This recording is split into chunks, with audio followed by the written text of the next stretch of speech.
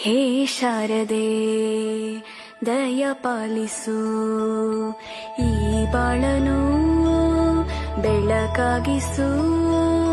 ಹೇ ಶಾರದೆ ದಯ ಪಾಲಿಸು, ಈ ಬಾಳನು ಬೆಳಕಾಗಿಸು.